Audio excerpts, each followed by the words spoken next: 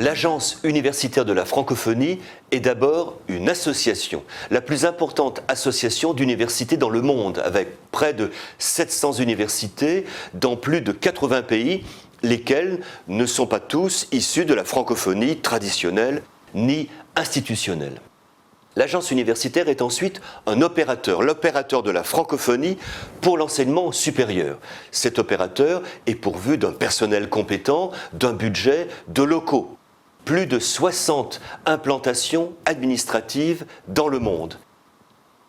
L'efficacité de cet opérateur tient d'une part à son insertion sur le terrain, aux besoins duquel il répond, d'autre part à sa gestion scientifique. Transparente, évaluation, expertise, rigoureuse, économe. Plus de 82% des crédits vont aux actions et aux programmes. L'Agence universitaire de la francophonie est enfin un projet politique. Sa double nature associative, opérative, permet de construire une grande communauté scientifique internationale de langue française et de mettre en œuvre une solidarité académique afin de permettre aux étudiants, aux chercheurs, aux enseignants des universités moins munis d'accéder à cette grande communauté universitaire internationale de langue française.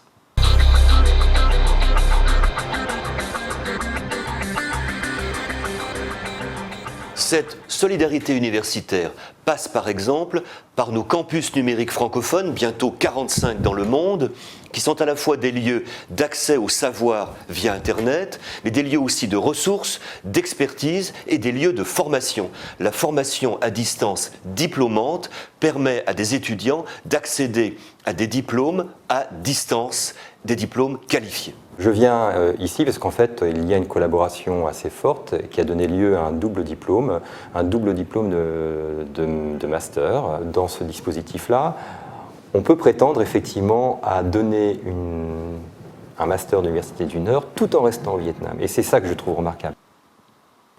Afin d'aider la formation, l'agence universitaire dispose d'instituts gérés de façon multilatérale qui sont des lieux à la fois de recherche et de formation professionnelle de très haut niveau de 3e cycle. C'est l'échange interculturel, c'est également l'échange ou l'expérience professionnelle, pouvoir partager ce que j'ai comme acquis professionnel avec d'autres dans le même domaine. Afin d'aider la recherche du Sud, dans ce qu'elle a de meilleur, à accéder à la communauté scientifique internationale, nous avons créé des pôles d'excellence régionaux qui, sur un sujet donné, mettent en synergie des laboratoires, des établissements, des centres de recherche.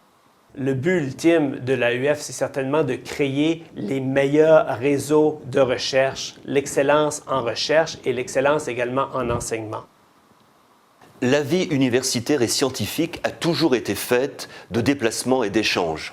Afin de désenclaver l'enseignement supérieur du Sud, l'agence universitaire dispose d'un programme de bourse qui permet à des étudiants, à des jeunes chercheurs, à des enseignants d'aller continuer leur formation ou leur recherche dans d'autres universités au Nord, mais aussi, et c'est important pour nous, au Sud. Notre raison d'être, ce sont les étudiants, les enseignants, et que l'AUF ait mis l'accent sur les mobilités sud-sud, c'est capital.